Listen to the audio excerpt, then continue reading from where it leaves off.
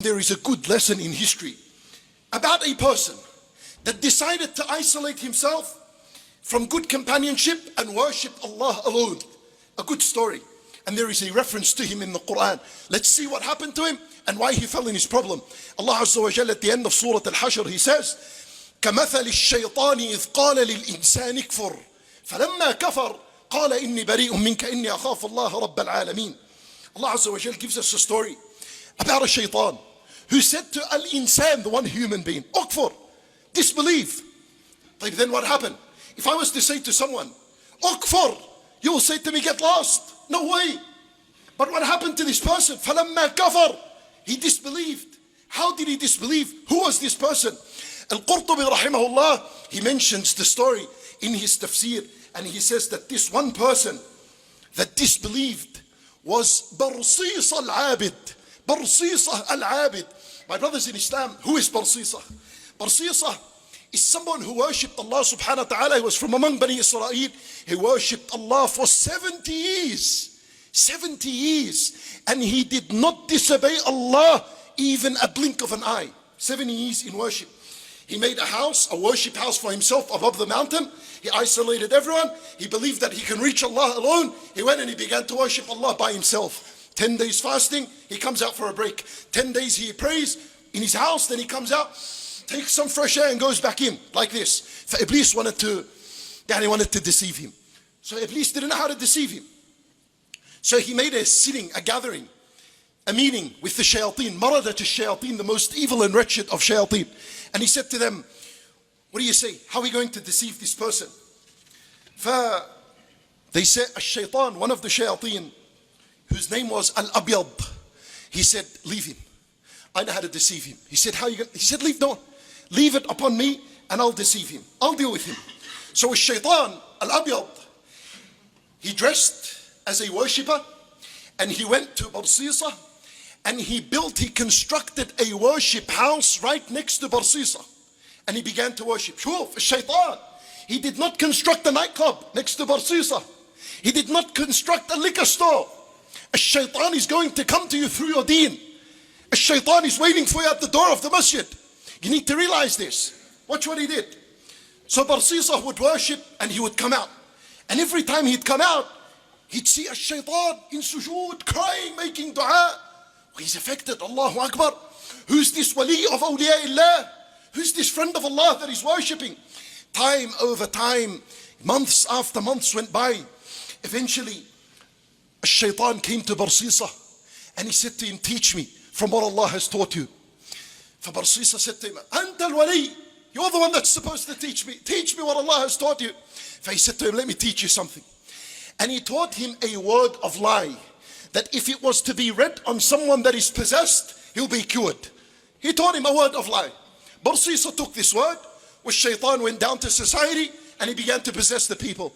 Allah send him to Sheikh Barsisa. He's got the name, he's got the cure, he's got the solution. They take him to Barsisa. Barsisa would read this word of lie, which shaitan would come out.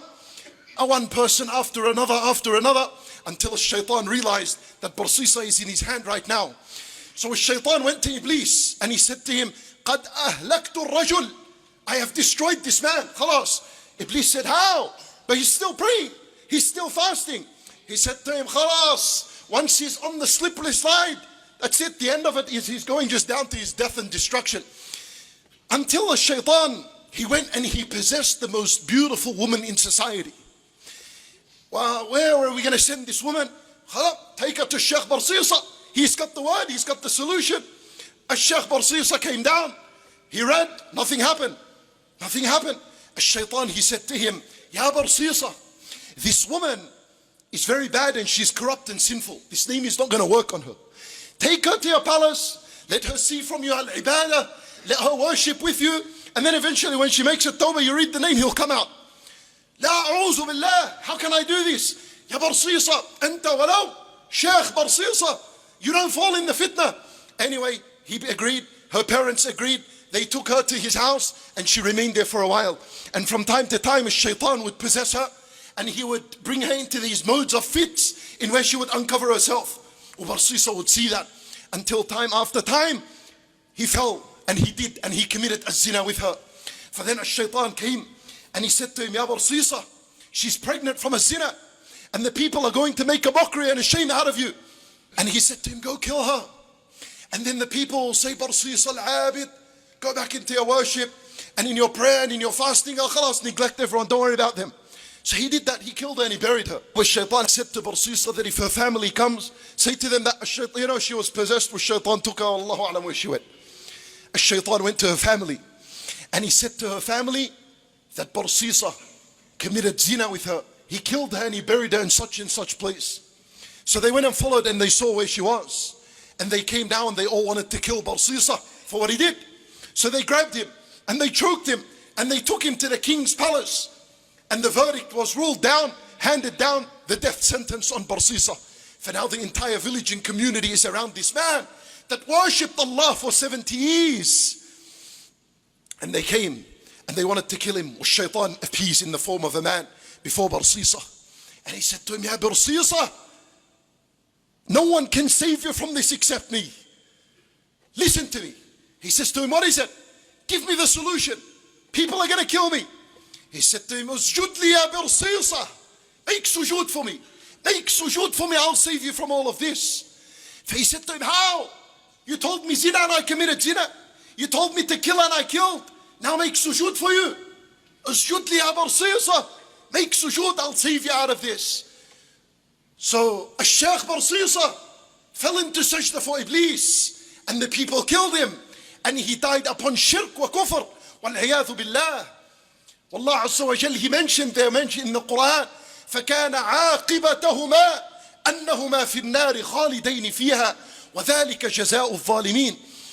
Shaykh Barsisa, 70 years of worship. That's how his last day on earth was. That's how his last day on earth was. He died sajid li Iblis. He died upon kufr and shirk. And Allah Azza wa Jal said, فَكَانَ عَاقِبَتَهُمَا, both of them, الشيطان وبرصيصة, their punishment was أنهما في النار خالدين فيها وذلك جزاء الظالمين. What does it mean, my brothers? What does it mean that someone worships Allah for 70 years and he dies upon kufr? You know what destroyed Barsisa? Although the entire story was to tell you what destroyed him. You know what destroyed him? He thought he can reach Allah alone. He isolated himself from his community. This is what destroyed him. This is why he fell into what he fell. He believed, I don't know what he believed. He might have thought that the people are no good for him, that he worships better than the people. Like some people we have today. Yallah, everyone is a kafir. Everyone is misguided. Al-masajid, a'udhu billah, they're all innovators. Let me go worship Allah on my own.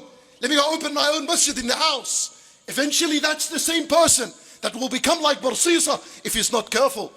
Beware, my brothers, that you're not another Barsisa that is living. Beware. Understand the importance of brotherhood and companionship. In Al-Fatiha we read every day, Ihdina as-sirat al-mustaqim. We don't say Ihdini, guide me. La la la, you make dua for your brother. Ihdina, all of us. We make dua for each other. Allah Azza wa Jal, when he speaks about the believers entering the paradise, he says, وَسِيقَ الَّذِينَ اتَّقَوْا رَبَّهُمْ إِلَى الْجَنَّةِ زُمَرًا. That the people of the paradise, they enter the paradise in groups. Zumaran meaning in groups, not furada, not alone. Why? Ibn al-Qayyim rahimahullah, he said, because they worshipped Allah in this life together, so they entered the paradise together. Don't ever think that you're not in need of righteous companionship, that remind each other of Allah subhanahu wa ta'ala, that wake up each other for the night prayers, that sit together after Salat al-Fajr until sunrise, that encourage each other to seek knowledge, go out together and calling to Allah subhanahu wa ta'ala together. That is the simple secret of Ibadur Rahman.